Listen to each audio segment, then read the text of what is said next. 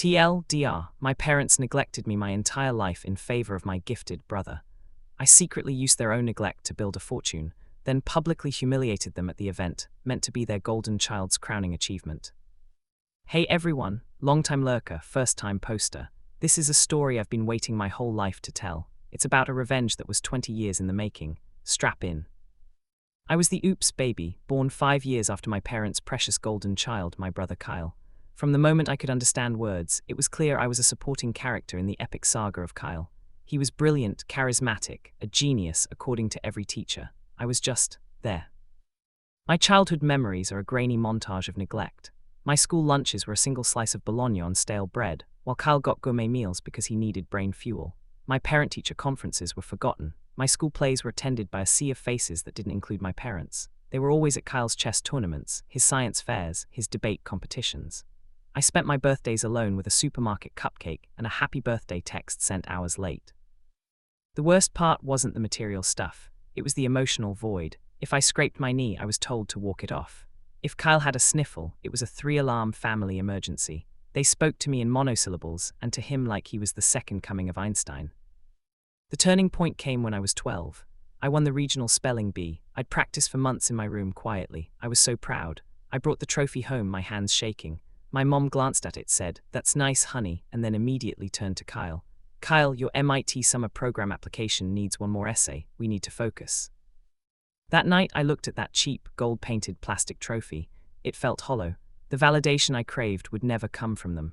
A cold, hard resolve settled in my stomach. If they wouldn't see me, I would make sure they had to see me, and it would cost them everything. My revenge wasn't going to be a tantrum. It was going to be a long, patient, silent game of chess, and they didn't even know I was on the board. I realized their neglect was my greatest weapon. Their inattention gave me unlimited freedom. While they were busy funding Kyle's robotics kits and coding camps, I was in my room, teaching myself how to code from free online resources. I started with simple stuff, then moved to web development. At 15, I used a fake ID to open a freelance account and started building websites for small businesses. Every dollar I made, I hid in a crypto wallet they knew nothing about. My gifts for birthdays and Christmases were always cash, a dismissive, effortless gesture from them. I never spent a cent. I invested it all. I taught myself about the stock market, about crypto, about everything they deemed unimportant, because it wasn't Kyle's chosen field of theoretical physics. By the time I was 18, I had over $100,000 saved. I moved out the day after graduation with a single duffel bag. They barely noticed. They were too busy preparing for Kyle's prestigious, their words, always internship at CERN. For the next several years, I became a ghost. I rarely called. I never visited for holidays. I told them I was a freelance IT guy, which to them sounded like a glorified Geek Squad employee. They were dismissive, which was perfect. It gave me cover. I poured everything into my work. I founded a small SaaS company with 2 other developers I met online. We worked out of a crappy apartment, living on ramen and ambition, and it took off. Slowly at first, then like a rocket. A major tech company acquired us for a life-changing amount of money. The kind of money that sets generations of a family up for life. I was 25 and I was a multi-millionaire, and my parents had no idea. All this time I kept a casual eye on Kyle. He was predictably on an academic track. He'd gotten his PhD and was the star of his university's physics department. His magnum opus was a groundbreaking theoretical paper on quantum entanglement. The academic world was buzzing.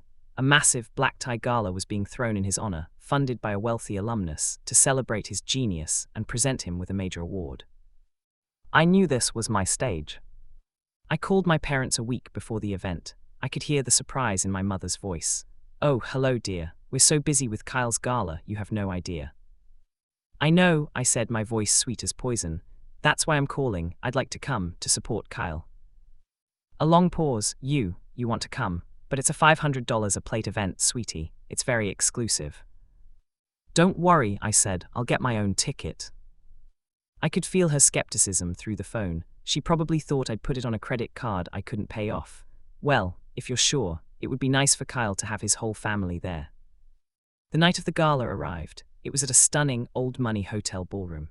I arrived in a tailored, exquisitely simple black Tom Ford tuxedo. I didn't arrive in a limo. I arrived in a whisper-quiet, chauffeured Rolls-Royce. I had spent the last few years building a body to match my bank account, and I looked nothing like the scrawny, forgotten boy they knew. I saw my parents from across the room. They were preening near Kyle, who looked smug in a cheap, ill-fitting rental tux. My mother was in a dated sequined dress. My father looked uncomfortable in his old suit. They were the picture of middle-class folks trying to play with the big leagues. I made my way over. The look on their faces was priceless. It wasn't just recognition, it was a slow-motion car crash of confusion. "Mom, Dad," I said, my voice calm and deep, "you look well." "Alex," my father stammered. "What? How?" "Nice tux," Kyle said, with a condescending smirk. "Renting it must have cost you a fortune." I just smiled, something like that. Before they could interrogate me further, the lights dimmed for the ceremony. We took our seats at their table. The speeches began. The dean, the department head, they all lavished praise on Kyle. My parents were beaming, their earlier confusion momentarily forgotten. This was their moment of triumph. Then the head of the Alumni Foundation took the stage. "And now," he said, "for our final and most significant announcement. We are not only here to honor Dr. Kyle Anderson's brilliance tonight, we are here to ensure the future of brilliant minds at this institution. Thanks to the single largest private donation in this department's history, we are establishing the Anderson Legacy Fellowship." My parents puffed out their chests, assuming it was named for Kyle. The foundation head continued.